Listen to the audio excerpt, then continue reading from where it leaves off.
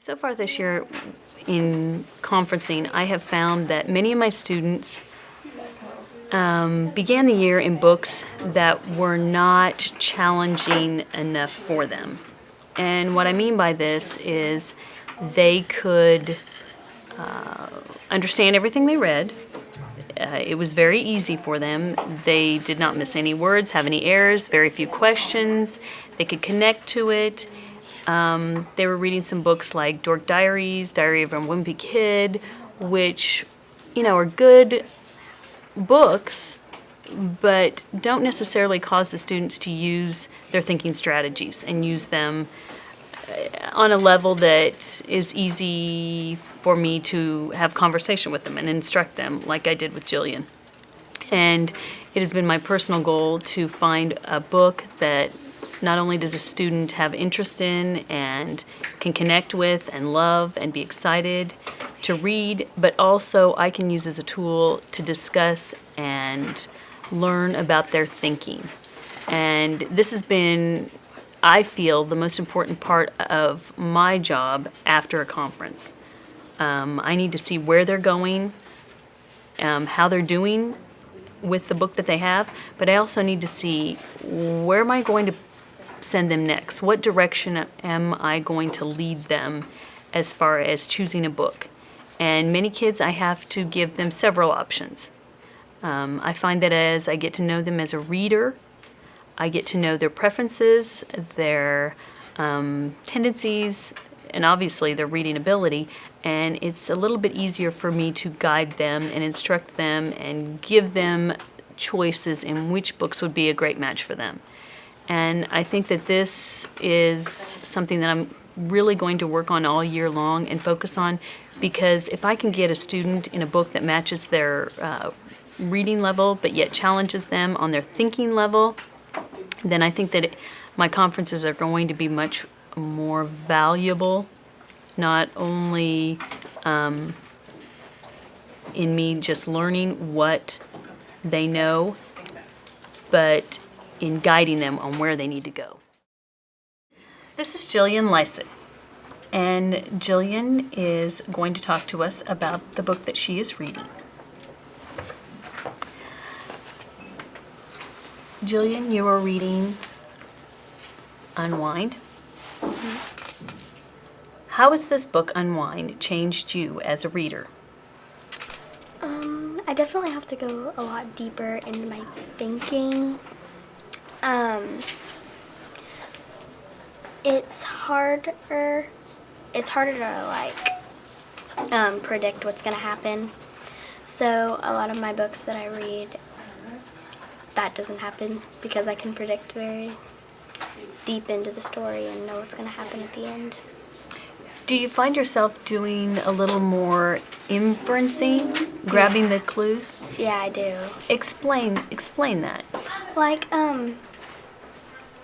And you can think. Yeah, in it, they're, how do I say this? They have a weird kind of vibe to it. So when I ask questions about it, then when I get the answers, then I know that I turn that into an inference, but I don't really get the answer straight, so I have to inference the answers, kind of. Okay. The weird vibe you're talking about, do you know what that's called? No. It's called the mood. Oh, I remember that. So what would you say the mood of this is?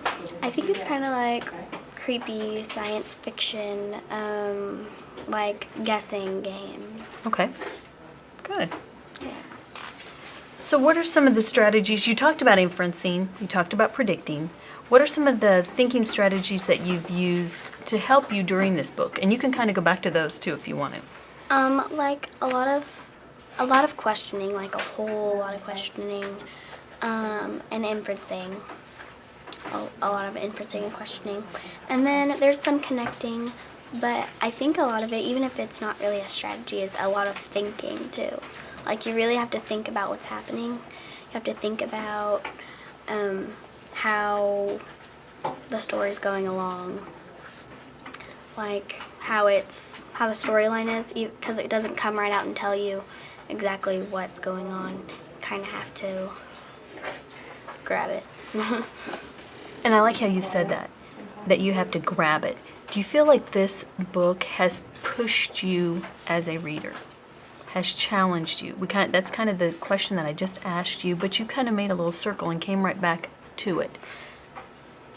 How does it rate on the scale of books that have been difficult for you? It definitely rates like an 8 or 9, like 7, 8, 9 in that area, because I wouldn't want to say that a lot of longer books challenge me, but those are the ones that seem to challenge me more.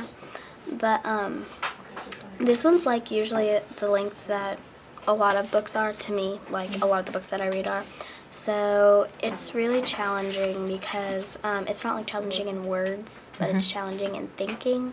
It's challenging in inferencing. You have to really go deep and really think about it. Like I have to pause in my reading and think about it, what just happened, because sometimes like I know what happened, but I have to really comprehend it. I love how you do that because I have to do that too as a reader. I have to pause, even sometimes put my book down and think about it for a little while and let it sink in. And that's one of the strategies that good readers do. Yeah, because a lot of people are like, what are you doing? You're not reading. I'm like, I'm thinking about it. They're like, you're not. I'm like, yes, I am. Yeah. Because you have to do it with certain kinds of books. Like, I don't know, like in Twilight, like I read that whole series and you had to stop and think about it because it's science fiction, and science fiction kind of goes off the radar a little bit, kind of like just trails off, so you have to think about it. So do you think this unwind was more challenging than, say, Twilight? Because even though Twilight was a lot like thicker and longer, this one had a lot more, I don't want to say details, but like a lot of thicker things, like it piles on more. Layers. Yeah, Good. the word I was looking for. With this book, I have not read this book, but I know a little bit about it, that it really has some issues in it. Yeah. And has this book caused you to rethink some things that you believed or thought or ideas that you had? A lot of it, because it's about like these kids, and they're just kids, like they're not even adults yet. When they turn adults, they don't have to deal with it anymore until they have a kid of their own. But it's about how these children, they can like, it's hard to explain because they can't be killed, because they're technically not killed, they're still living, but they're in scattered, like they're like, it changed me because they it made me think a lot about how really deep things were, like deep life and things like that, like how important that stuff was, because your own parents could do this to you. So it had to make me think about how, like, if my parents were like, if this was our society, I don't know what they would do to me. Like, I don't know, because even though I might be a good student, they might think I'm not very good for something, but it just kind of creeps me out. So it was kind of unusual to connect it to your life. It's like, it's connecting, but it's like a way out there connection. It's like, that's not a connection. Well, it is if you think about it deeper. I'm glad you said it. I'm glad you worded it that way, that it can be a connection if you think about it deeper and look for a way for it to connect, even though we know that that's not a reality in our world right now. I can see you're almost done with this.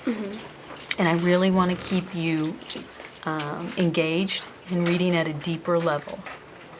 I have a book recommendation for you, and this book recommendation kind of comes through another adult that I know.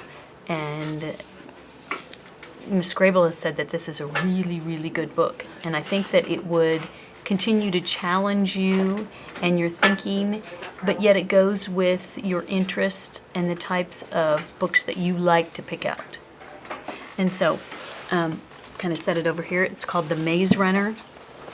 And I think the theme may push you a little bit deeper than Unwind.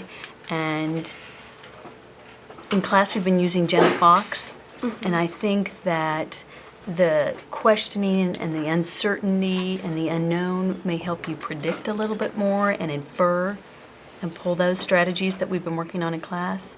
And I think it could kind of bring the two a little bit together. What I want you to do is read the back for me and then tell me what you think. Like out loud. Yeah, sure. Yeah. Okay. Yeah, you've read it out loud to me before. When Thomas wakes up in the lift, the only thing he can remember is his first name. He has no recollection of his parents, his home, or how he got where he is. His memory is empty, but he's not alone. When the lift's door opens, Thomas finds himself surrounded by kids who welcome him into the glade, a large expanse enclosed by stone walls. Just like Thomas, the gladers don't know why or how they got into the glade. All they know is that every morning, for as long as anyone can remember, the stone doors to the maze that surrounded them have opened. Every night, for just as long, they've closed tight. Every 30 days is a new boy is delivered into the lift, and no one wants to be stuck in the maze after dark. What do you think? What is this? Could this be one that would I be a like it. perfect fit for you? It sounds really good because it kind of goes into the sci-fi, but this can sound really weird, but I like to watch a lot of crime shows and a lot of crime movies, and it sounds like a movie I would watch. And that's how I choose a book. Like if it sounds like a movie I would watch, then I read it. Like because I know how to visualize very well. Like as I'm reading, it's like a movie, so. I really appreciate you as a reader. And when we have conversation like this, I can tell that your thinking is growing and moving deeper. I want you, as you're reading this, what can I do to help you as a teacher? What can I do? I know that it's important for me to make sure that I keep challenging books for you. Am I doing that for you? Am I giving you the books that are meeting you where you need to be and taking you further? Yeah. Are they pushing your thinking? Yeah. Okay. And when you, or if you feel like I am not giving you books that really are challenging you and pushing you and causing you to use your strategies, and I know you know what your strategies are, and I know that you are using them. If you come to a time where you feel like you're not using them, or it's a book that's really easy and very fluffy, or hard for you to stay engaged in because it's just so dull, then I want you to let me know immediately. Okay. And we'll have a conference and we'll talk about that, because you are a really strong reader and I want to make sure that I keep you on a level that causes you to learn and to use these strategies. Okay? Yay, I hope you like the book. I'm going to let you take it now because you're almost done. Thanks.